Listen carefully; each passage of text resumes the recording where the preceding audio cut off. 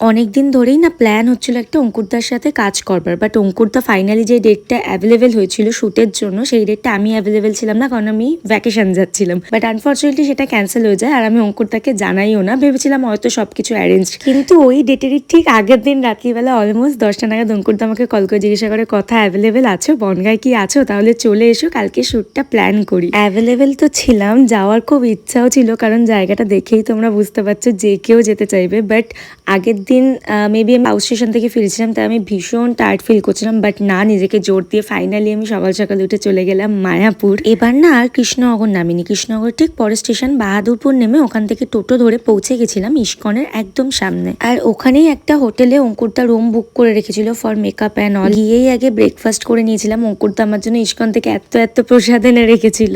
অঙ্কুরদার সাথে অলমোস্ট আমার 4 থেকে 5 বছর পর কাজ। হ্যাঁ, এত বছরও আমাদের দুজনকে ডেট কখনো ম্যাচ করেনি, কারণ অঙ্কুরদাও এখন আর বনগাঁ থাকে না, মায়াপুরে অলমোস্ট থাকে, আর হয়ে ওঠে না ঠিক কাজ। নানান রকম মায়াপুরেরই গল্প করতে করতে আমি হয়ে গেছিলাম রেডি। খুব সুন্দর একটা লুক দিয়েছিল আমাকে অঙ্কুরদা সেদিন, মানে খুব সুন্দর। আর তারপরে আমরা টোটো ভাড়া করে বেরিয়ে গেছিলাম কিছু জায়গায়, কিন্তু সেদিনকে এত গরম ছিল, অলমোস্ট হাফের বেশি জায়গা বন্ধ ছিল, যে জায়গাগুলো অঙ্কুরদা ভেবে রেখেছিল। তারপরে হঠাৎ করে এই ক্যাফেটা চোখে পড়ে আর সবার ভালো লাগে, কিন্তু ক্যাফেটাতে ঢুকে আমরা অবাক হয়ে যাই। দরজা খোলা, এত হিউজ একটা সুন্দর ক্যাফে, বাট কেউ ছিলও না ভেতরে, অনেক ডাকাডাকি করেও আমরা কাউকে পাই না। দেন ওই ক্যাফে থেকে শুট কমপ্লিট করে আমরা গেছিলাম জগন্নাথ মন্দির। আর আমি না ভীষণ ভীষণ খুশি হয়ে গেছিলাম, কারণ আমি যখন বাহাদুরপুর থেকে টোটোয় করে যাচ্ছিলাম মায়াপুরের দিকে, তখন আমি এই মন্দিরটা দূর থেকে দেখি, আর আমার তখন খুব ইচ্ছা করছিল আমি নেমে যাব। আর ট্রাস্ট মি, আমার তখন মনের মধ্যে জাস্ট এটাই চলছিল যে ভাগ্যিস আগের দিন রাতে আমি অঙ্কুরদাকে বলিনি এটা, যে না আমি যেতে পারবো না। দেন শুট কমপ্লিট করার পর সবাই মিলে ওখানকার মহাদেব আর জগন্নাথ দেবকে একটু দর্শন করলাম। মানে ওনাদের কাছে গেছি কি করে ওনাদের না দেখে আমরা ফিরতে পারি। আমি যাওয়ার থেকে ভীষণ তাড়াহুড়োয় ছিলাম, অঙ্কুরদাকে বলে তো গেছিলামই, প্লাস শুট শুরুর আগেও আমি ভীষণ তাড়া দিচ্ছিলাম যে আমাকে তাড়াতাড়ি বাড়ি ফিরতে হবে, অনেক দূর এসেছি। কিন্তু ওখানে গিয়ে আমি যেন সব ভুলে গেছিলাম, আমার মনে ছিল আমি এখানেই থেকে যাই।